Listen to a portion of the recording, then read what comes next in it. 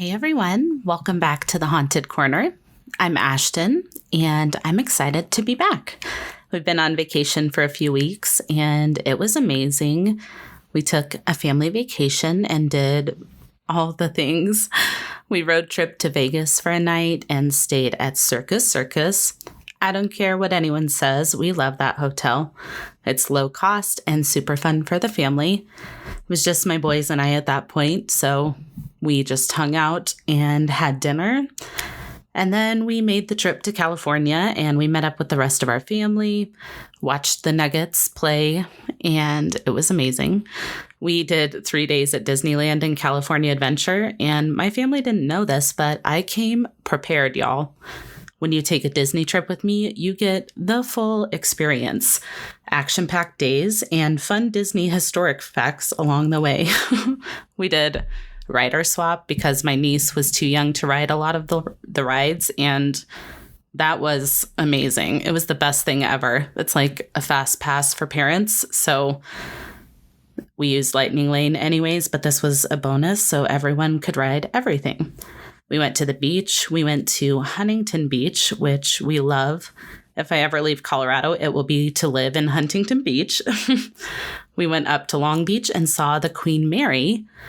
We had plans to do the whole tour, but those plans didn't work out, so I settled for a picture in front of the ship. It's gorgeous. I'll include that in the blog post so you guys can check that out. But long story, even longer. Loved it.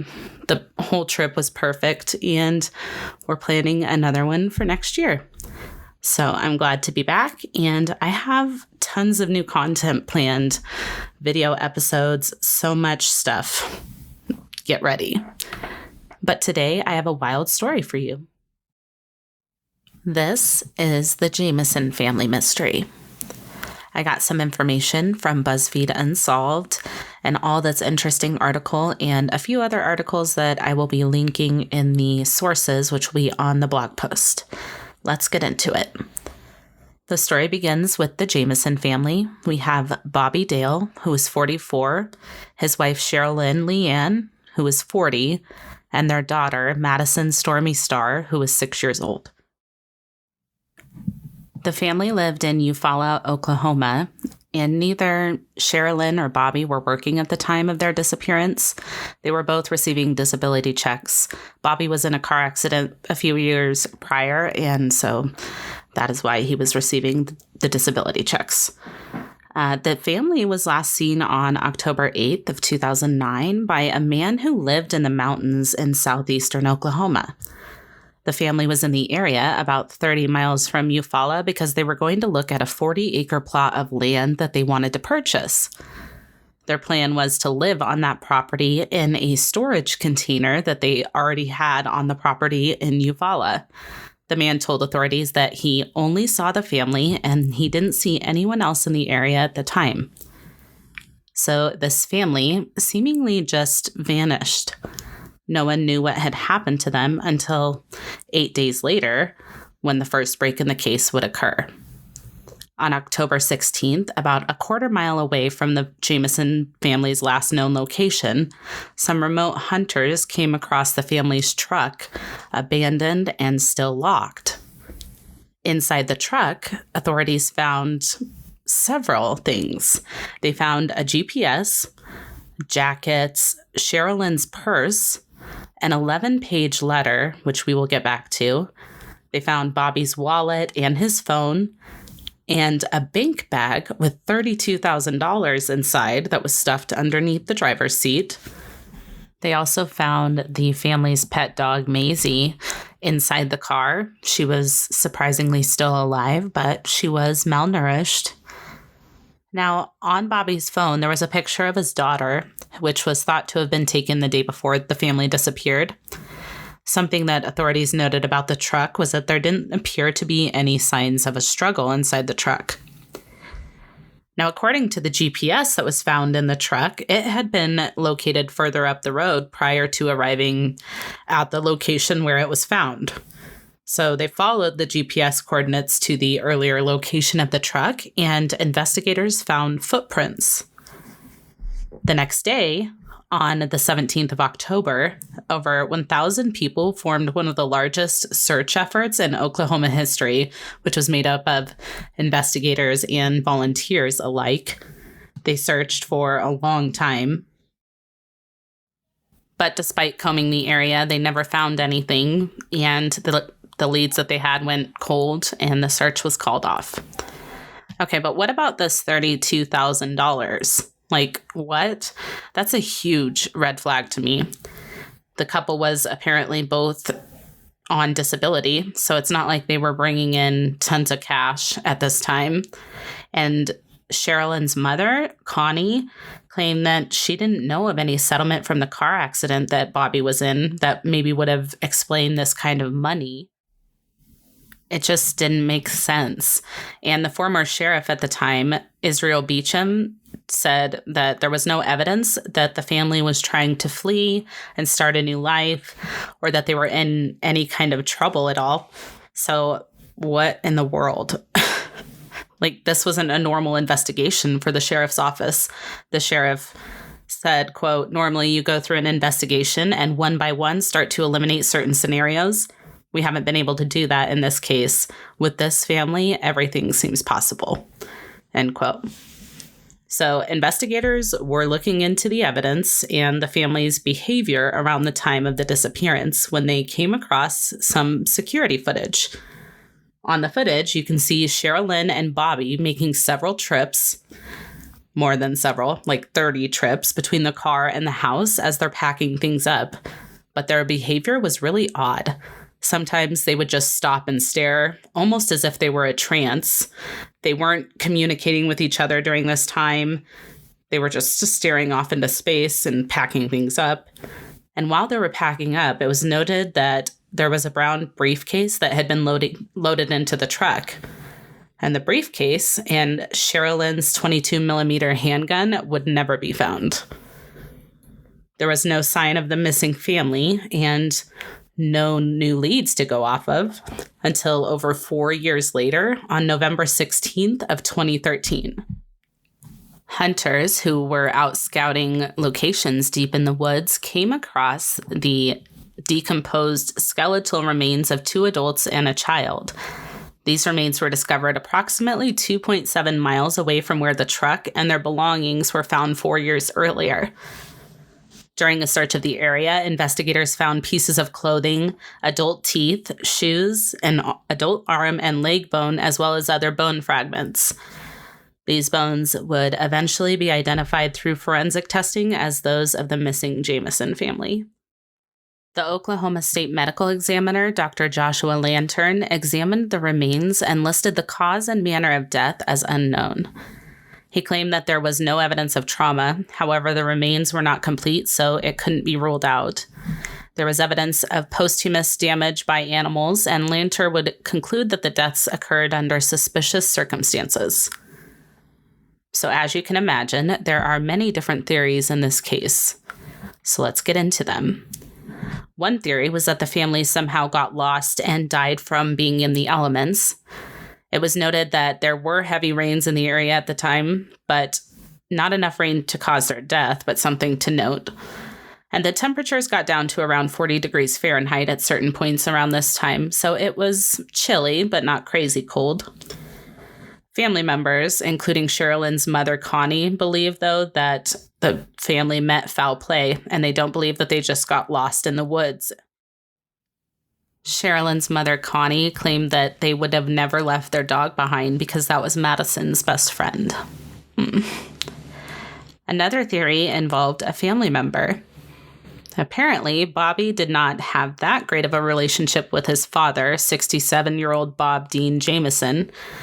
About 6 months before the family disappeared, Bobby had filed a protective order against his father.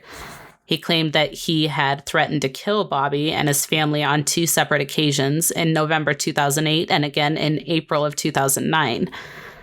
Bobby didn't say how he had threatened to kill them, but he did say that his father had hit him with his car on November 1st of 2008 and that he was a, quote, very dangerous man who thinks he's above the law, end quote. He also said that he was into prostitutes, gangs, and meth, and that the family was in fear for their lives. Oof. So that's not good. Eventually, the protective order was dismissed by a judge, but not only all of that drama with his father, Bobby was in the process of actually suing his father as well at the time. Apparently, sometimes Bobby would work for free at his father's gas station, where half the sales had been promised to Bobby but were never paid. But according to the sheriff, Sherilyn and Bobby had been described as, quote, scammers because they had also previously tried to sue 3 other people in 2005 following a car accident. So this wasn't their first time trying to sue someone. Another oof. Now, Jack Jamison, who is Bob Dean's brother, so the uncle of Bobby, he believes that the family met foul play as well. But he also claimed that while Bob Dean was disturbed at the time, he was pretty sure that he wasn't capable of being involved in something like that. So we've got differing opinions all around about the dad. But police don't believe Bob Dean was involved in the family's disappearance, and he ultimately passed away in December of 2009.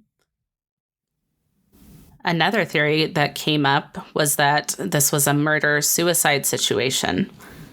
This was fueled when investigators discovered an 11-page, quote, hate letter that was written from Sherilyn to Bobby, in which she berated him and called him a hermit. This letter was found in the truck at the time of the disappearance. But despite this, family members don't believe that this was the case either. Connie, Sherilyn's mother, claims that Bobby and Sherilyn were good parents. She was quoted as saying, quote, like I've said from the very beginning, I think somebody killed them. There's just no way that Bobby and Sherilyn would ever let anything happen to Madyson unless something had been done to them, end quote. And she lived with them for a while, reportedly, so she would know, I guess. But Connie did mention that her daughter had been behaving strangely. And the months before the family disappeared, she had apparently become very illogical. One day, Sherilyn had driven her mother to Oklahoma City and dropped her off on the side of the street. She told her to get out of the car, so her mother did. And this was just very out of character and strange for Sherilyn to be doing that. And this led to another theory, which involves, you guessed it, drugs. There were rumors that the couple may have been involved in drugs. This could possibly explain the strange behavior, the trance-like state while they were loading up the car, the bag of money, possibly. Was this a drug deal gone wrong? Connie doesn't believe that Bobby and Sherilyn were involved in drugs, but she did mention the family was struggling financially. So where did this $32,000 come from? It doesn't make sense. It also doesn't make sense for them to have their daughter with them if they were doing some kind of drug deal, though. That doesn't seem likely to me either. None of this makes sense. And no drugs were found at the house or in the car either, so I don't know. But all of this strange behavior leads to more strange behavior, and by far the weirdest theory in this case, which is that Bobby, Sherilyn, and Madyson were murdered by a cult. Some people believe that the family was killed by a religious cult located in southeastern Oklahoma. Connie, Sherilyn's mother, claimed that a cult had a hit list, and she believed that Sherilyn's name was on it. According to BuzzFeed Unsolved, after Investigation Discovery aired a special on the Jamison family on their show called Disappeared, one of the family friends named Nikki Chenault said she received a phone call from a mysterious, unidentified woman. And this woman claimed to have previously been a part of a white supremacy group that kept a book containing a list of people who had caused problems for them. The woman claimed that sometimes if she recognized one of the names on the list, she would go home, look up the name of the person on the internet, and find out all the details. This apparently led her to multiple missing persons cases, including Bobby and Sherilyn Jamison. So this was a plausible theory, I suppose, about as plausible as the theory that the couple was into witchcraft. It was reported that Sherilyn had a satanic Bible, which was found in the family's home, which I was super interested in hearing what they called it, what a witch Bible was. I figured it was probably just like a book about the Salem witch trials, let's be honest. But according to Sherilyn's friend Nikki, Sherilyn had purchased this satanic Bible as a joke. This wasn't the only link to the darker side that the couple had. The family's pastor back in Eufaula, his name was Gary Brandon, he claimed that Bobby had been reading a satanic Bible as well. Not only that, remember the storage container that the family was planning on living in? There was some weird graffiti found on it as well, allegedly written by Sherilyn. It said, quote, 3 cats killed to date by people in this area. Witches don't like their black cat killed. What? I know, I keep going on and on with these theories. It's like, but wait, there's more. But there really is more. The family also reportedly had 2 to 4 ghosts in their home, 2 to 4-ish. And Bobby had asked the aforementioned pastor for information about special bullets that could be used to shoot spirits. Sir? So we've got everything in this case. We've got cults, we've got witchcraft, we've got ghosts, we've got a protection order against a family member, all the things, but no answers about what really happened to this family. Although there were tons of leads in the case, there weren't actually any suspects, and this case remains unsolved to this day. This one is rough. It's frustrating that there are so many theories, but not any actual evidence of what really happened to them. The family's remains didn't offer a ton of evidence either, so we really may never know what actually happened to them. And that is the case of the Jamison family mystery. Let me know what you guys think about what really happened to them. Thanks for tuning in today. The sources for the episode will be listed on the blog post for the episode at www.thehauntedcorner.com. I'll link to that in the show notes so you guys have it. Check out the other episodes of The Haunted Corner available now wherever you listen to your favorite podcasts, with new episodes dropping every Monday and Thursday. If you're enjoying the podcast and would like to share your support, head on over to Patreon. You'll have access to the exclusive Patreon-only episodes, early and ad-free access to the regular episodes, plus so much more. Head over to patreon.com/The Haunted Corner to subscribe now. Follow us on social media at The Haunted Corner on Instagram, Facebook, YouTube, and TikTok. If you're enjoying the podcast, be sure to tell a friend. And if you have a case suggestion or a correction to share, please send it to thehauntedcorner@gmail.com or submit it through the website. Until next time, be kind and take care of yourselves and each other, and we'll see you soon. Bye.